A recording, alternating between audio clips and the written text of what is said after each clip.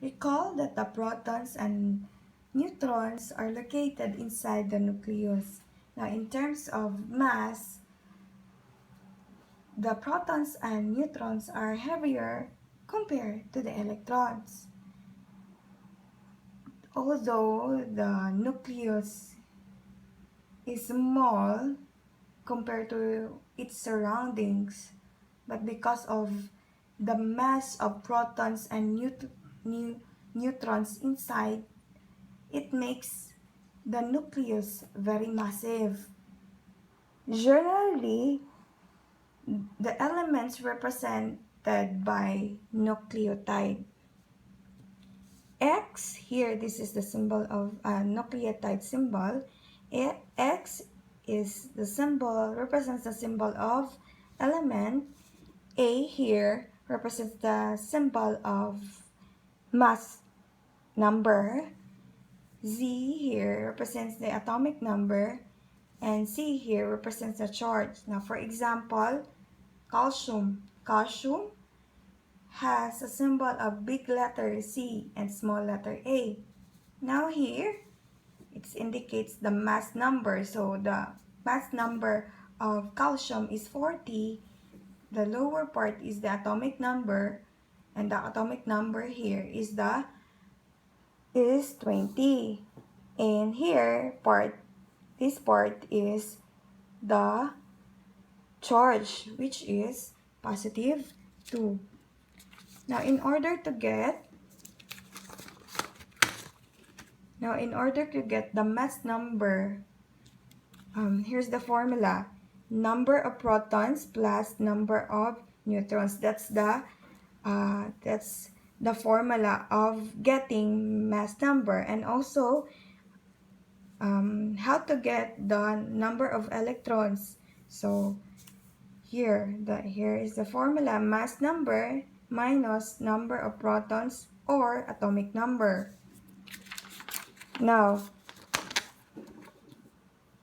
it is the abbreviation or the representation of the formula of getting the neutron. And number of neutron is equals to A, which as we observed earlier, that A represents the mass number and Z represents the atomic number. Now the formula is number of neutrons is equals to mass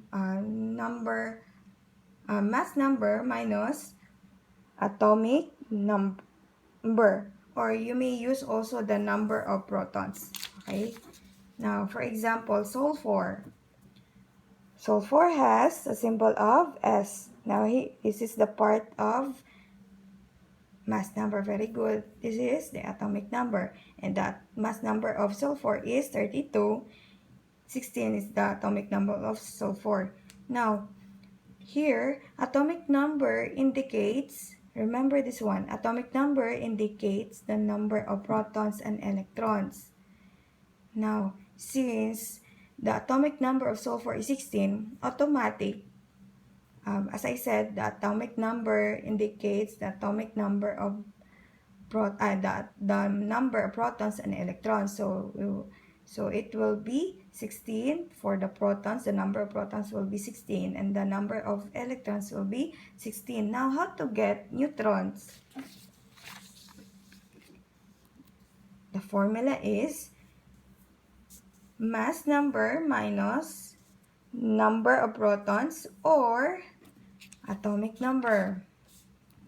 Now, why we didn't use the electrons? Electrons is very changeable kasi if the elements lose or gain electrons, it will not be the same.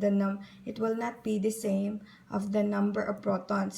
So the most stable here is the atomic number and the protons. So we'll be using the formula of, I will be using the number of proton. Okay. Now, in getting the neutron, number of neutron is you will minus from mass number to number of protons or atomic number.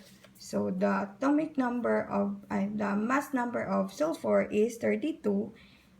You will minus that one to the atomic number, which is 16. So the result will be 16. So the protons, the number of protons of sulfur is 16. The number of electrons is 16 of sulfur. The number of neutrons is also 16. Now, how about if the elements lose or gain electrons? For example, in sulfide ion is 1. So we will also using the sulfur element. Now, the formula of getting the charge, we will get the charge of the sulfide ion. The formula of getting the charge of sulfide ion is number of electrons in the atom less the given number of electrons. Now, so here, so the number of, it is the neutral sulfur, you will use here, you will use the neutral sulfur. Okay, the neutral sulfur is 16 is the electrons. Now, you will minus that one to the given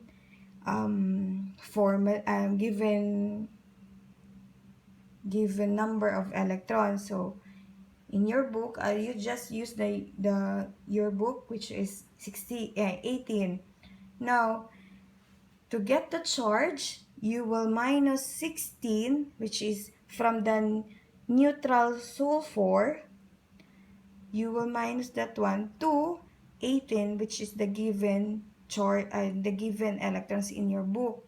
So the answer is negative 2. So how will you write that one in nucleotide symbol? So S, which is the symbol of sulfur, and then we will use the charge. We already compute that one. The charge was 12. All right. Then how much is the atomic mass number again? Yes, very good. It's 32 and the atomic number is 16. So here, the electrons of neutral sulfur is 16. The protons is 16 also, and the neutron is also 16. Now, how about if the charge is 0? Now, in the rule, we will not indicate the 0 sign. Okay? The 0. And then you will use only, or you will write only this one. Okay? If the element's charge is 0. Okay?